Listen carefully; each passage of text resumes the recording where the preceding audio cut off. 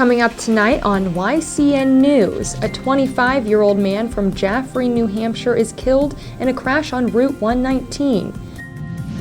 More help is on the way to hospitals across the country to prepare for outbreaks of Ebola. And New Hampshire State Police investigate an attempted ATM robbery in Piermont. For more news, weather, and sports, it's time for YCN, your local view. Now, your daily digest of the Dartmouth Lake Sunapee region, southern Vermont, and Windsor County. News, sports, weather, and all that is happening in our area. The news on YCN, your local view. Good evening and welcome to this Friday edition of YCN News. I'm Rose Spillman. Drugs or alcohol are factors in a fatal crash on Route 119 in Rindge, New Hampshire. A crash yesterday night that killed a 25-year-old man from Jaffrey, say state police. 2 cars were involved in the 6:42 p.m. Thursday smash-up near the intersection of Converseville Road, Rindge police report. Joseph Hautanen was driving a white 1999 Volvo V70 wagon with passenger Alyssa Collins. Hautanen's car was headed east on Route 119 when it collided nearly head-on with a white 1998 Buick Riviera driven by 54-year-old David Hoffman of Ashburnham, Massachusetts. Hoffman was headed west. In the area just west of East Menominee, Hautanen's car crossed over the center line into the eastbound lane, colliding with Hautanen's car. Police say the initial crash investigation shows Hoffman was driving under the influence of alcohol. Hoffman was taken to Monadnock Community Hospital in Peterborough. He was later transferred to Massachusetts General Hospital in Boston. Collins, who also is 25 and from Jaffrey, was treated and released at Monadnock Community Hospital. Her injuries are described as minor, note police. Hautanen died of his injuries at the accident scene. Police later arrested Hoffman at the hospital and charged him with aggravated DWI.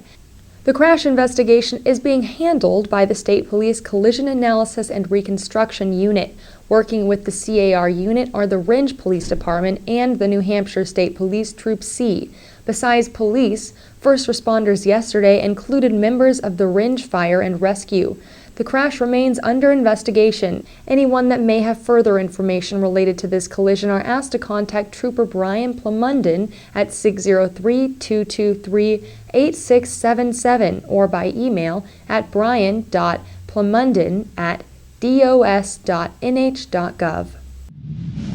In other New Hampshire news, the City of Lebanon has a new planning and zoning director, a key position that guides economic development. David Brooks will now shepherd this department, says City Manager Greg Lewis in a statement today.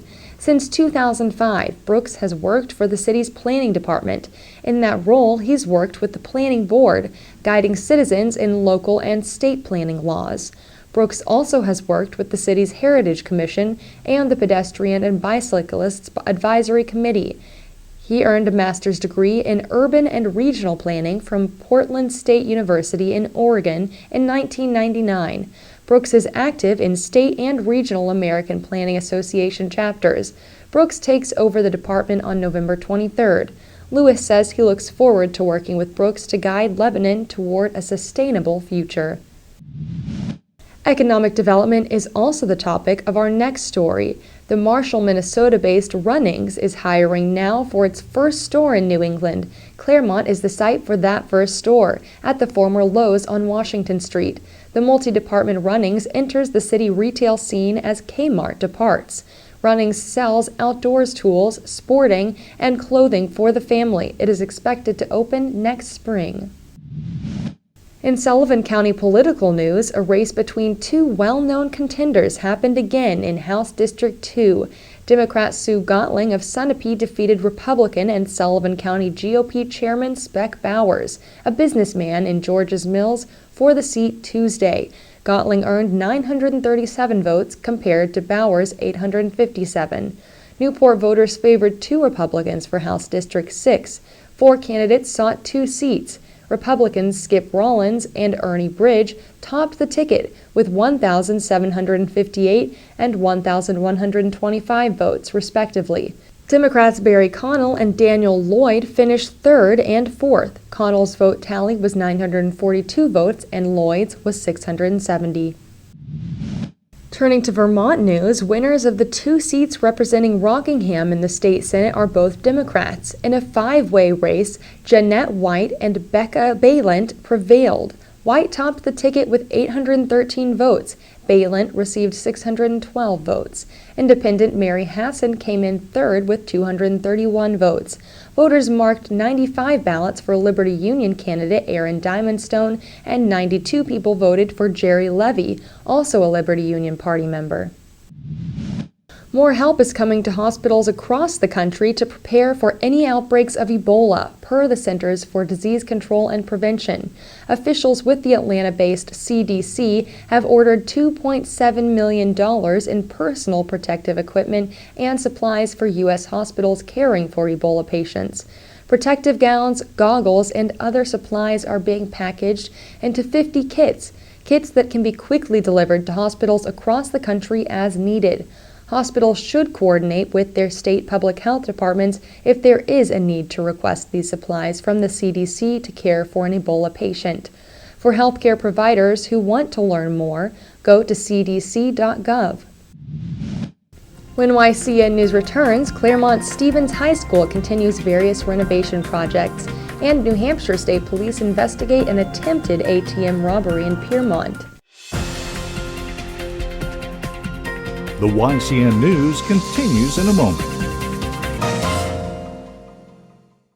Welcome back to YCN News. I'm Rose Spillman.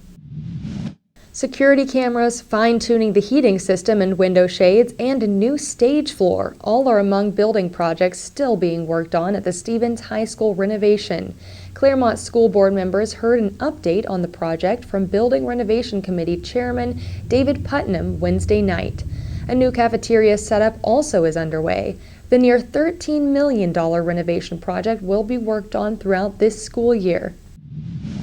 It's time for another weekly financial report. Let's join Martha Mackey for tips on managing your finances.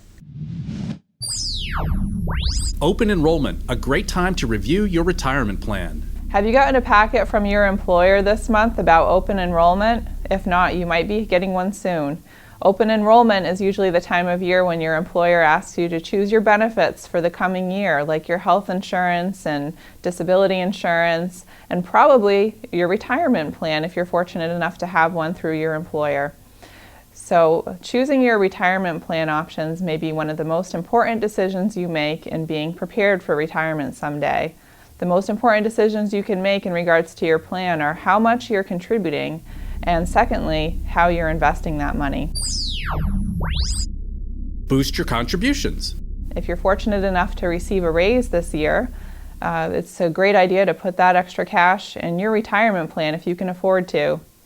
Let's say you're contributing 5% to your retirement plan.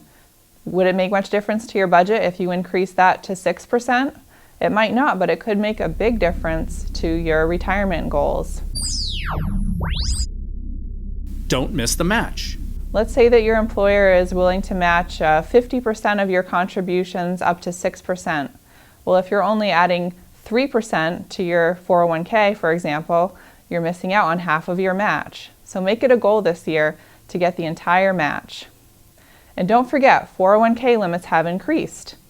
If you're under age 50, you're allowed to save pre-tax up to $17,500 in your 401k. If you're over 50, you can put away $23,000. Rebalance if necessary. Don't forget with your 401k, you should rebalance every now and then. If you haven't sat down to look at your investments in a while, this is a great time of year to do that. Review your beneficiary designations. Especially if something has changed in your life this year.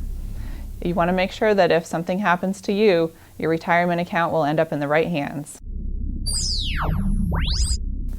This is Martha Mackey, your local Edward Jones financial advisor, member SIPC. An attempted ATM robbery in Piermont, New Hampshire did not go unnoticed, as this video from state police shows. Around 4 a.m. Wednesday, a person used a crowbar to try and pry open the machine at the Woodsville Guarantee Savings Bank. State police are looking for any information that may assist them in determining who the person in the video is. Anyone with information to share is asked to call Trooper Aaron Camo at 603-846-5517 at the Troop F Barracks. The U.S. Air Force Band is giving a free concert tomorrow night in Claremont. Tickets need to be obtained before the 7:30 p.m. concert at the Claremont Opera House begins. Call the Opera House at 603-542-4433 or stop in at the Eagle Times at 401 River Road or call the newspaper office at 603-504-3107. With Thanksgiving approaching comes two related events, races to either fuel the appetite or run off some calories for banking before the November 27th feast day. For more information about the Zack's Place annual 5K race, go online to zacksplacevt.org. The race will be held in Woodstock. Sign-up must be done before 5 p.m. on November 26th. In Sunapee, the race is in its 8th year. To register, go online to sunapeeturkeytrot.com. When YCN News returns, we'll join Kearsarge Chronicles' Lynn Solomon, who met with Jean Connolly, chair for the Center for the Arts. The YCN News continues in a moment. Welcome back to YCN News. I'm Rose Spillman. Now Matt McDonald will have a look at our weather for the next few days and then move on to sports. Thanks, Rose. Tonight we have a 30% chance of rain and possible snow showers before 8 p.m. Skies will be cloudy, lows will be in the 20s, and winds will reach up to 15 miles per hour. Tomorrow we'll have increasing clouds with a high of 41 degrees and winds between 5 and 10 miles per hour. Tomorrow night will be mostly cloudy with lows in the 30s. Sunday we'll have a high of 45 degrees with winds up to 10 miles per hour and partly sunny skies. Sunday night we'll have lows in the 30s and partly cloudy skies. Let's turn to our national satellite map. You can see that the week's rainstorms have passed us by. However, there are storms in the west that may reach us in a few days. Now let's see what's coming up on our community calendar. Tomorrow in New Hampshire, the Claremont Opera House will host a concert by the United States Air Force Langley Winds at 7:30 p.m. In Hanover, the Dartmouth Symphony Orchestra will perform at the Hopkins Center at 8 p.m. On Sunday, the Dartmouth College Glee Club will perform in the Hop at 2 p.m. Remember, you can submit local events from your community by sending them to news@ycnnow.com.